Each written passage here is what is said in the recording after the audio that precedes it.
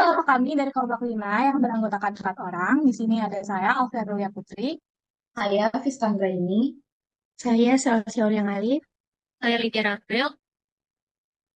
Di sini kami akan memaparkan sebuah video, yang mana video ini kami mengangkat tema kekerasan aparat terhadap demonstran antara penegakan hukum dan hak asasi manusia. Untuk selengkapnya, mari kita simak video berikut.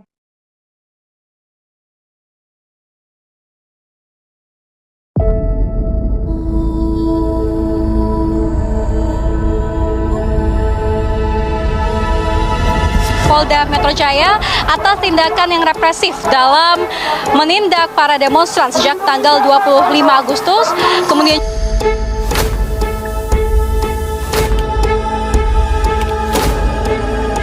5.000 sampai 10.000 pengemudi ojek online yang akan melakukan unjuk rasa pada hari ini.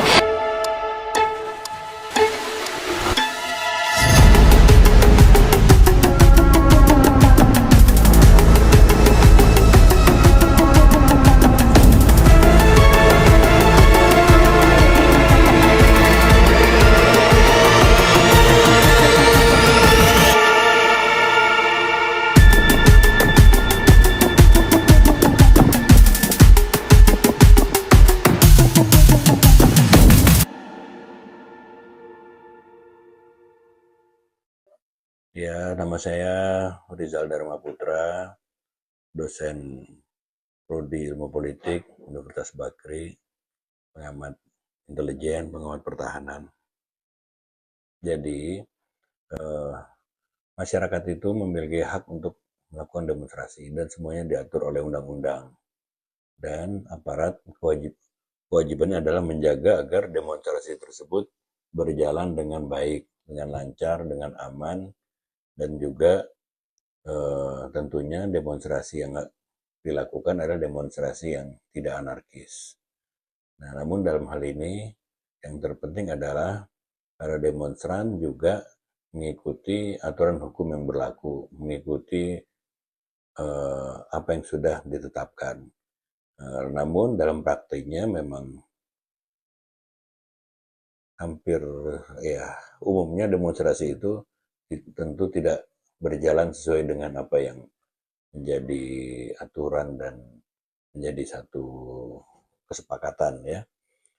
Nah, biasanya justru menariknya di sini adalah demonstrasi yang dalam tanda kurung efektif, ada yang bisa sampai pesannya bukan efektif, yang bisa pesan bisa sampai adalah demonstrasi yang cukup keras, demonstrasi yang bisa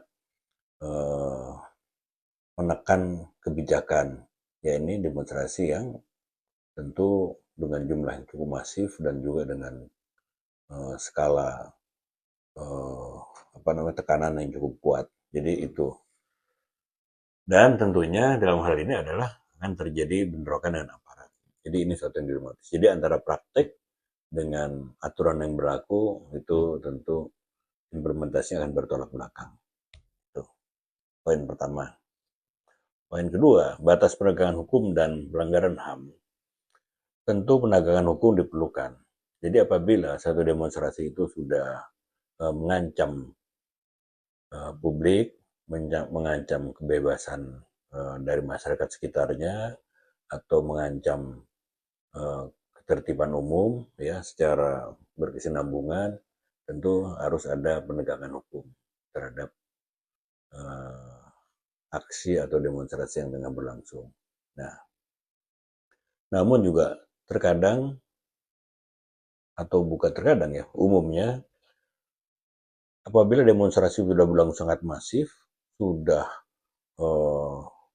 melibatkan tidak hanya para peserta demonstrasi yang sudah dikerahkan, tapi sudah melibatkan berbagai macam unsur yang tidak hanya dari demonstran yang melakukan unjuk rasa pada awalnya, itu umumnya terjadi tindakan yang anarkisme.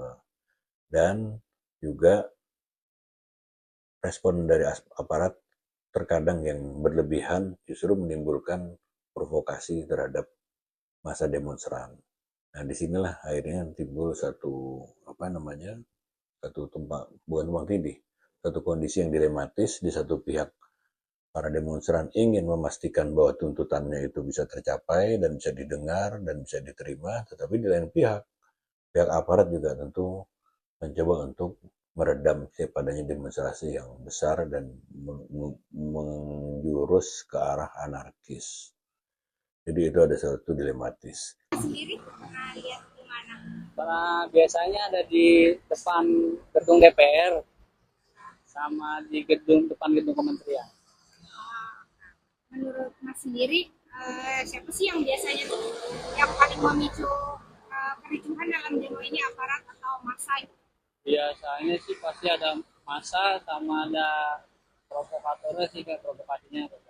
Jadi lebih ke kelompok massa sama Provokasi. provokasi.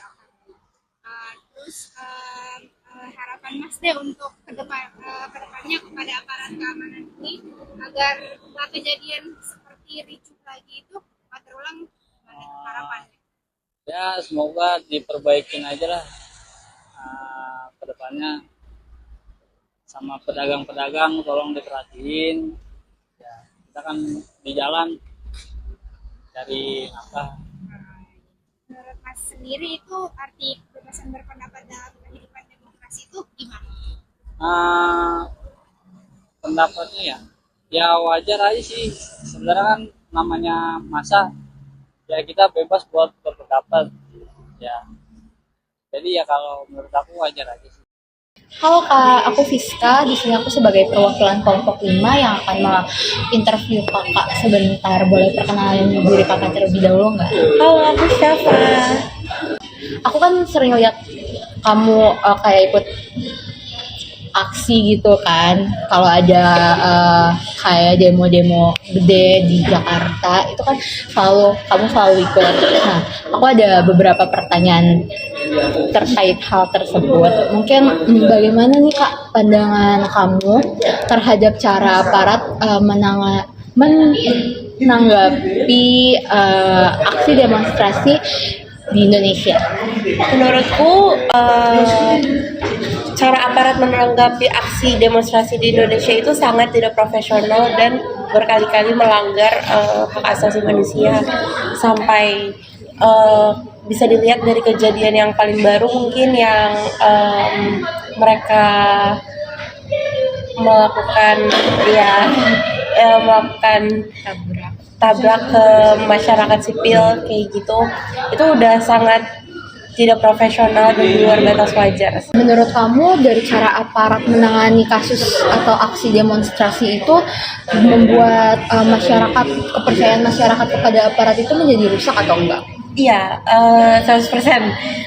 Karena aparat itu kan tugasnya melindungi masyarakat ya. Tapi setiap aksi yang dilakukan tuh malah sebaliknya, 180 derajat.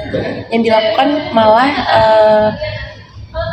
nggak berpihak kepada rakyat dan bertindak kasar kepada masyarakat yang hanya ingin berpendapat dan berekspresi.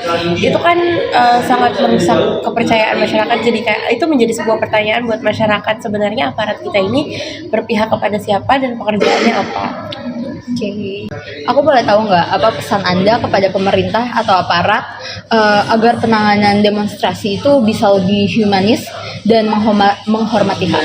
Kurangi tindak represif yang dilakukan saat masyarakat aksi sih, seperti tidak menggunakan gas air mata lagi untuk mengusir masyarakat, dan kalau bisa selalu ada wakil dari para pemerintah yang bisa turun dan mendengarkan masyarakat. Jadi aku ada pertanyaan terakhir nih, ada nggak sih pesan kamu untuk generasi muda dalam memperjuangkan keadilan tanpa kekerasan? Mungkin jangan menyerah dan jangan berhenti bersuara ya, karena kalau misalnya kita berhenti bersuara itu kita memberikan apa yang mereka inginkan. Oke, terima kasih banyak atas waktunya. Terima kasih. Sekian dari video pemaparan kami. Kami dari kelompok 5 mengucapkan terima kasih. Jangan lupa komen, like, dan share. Dadah.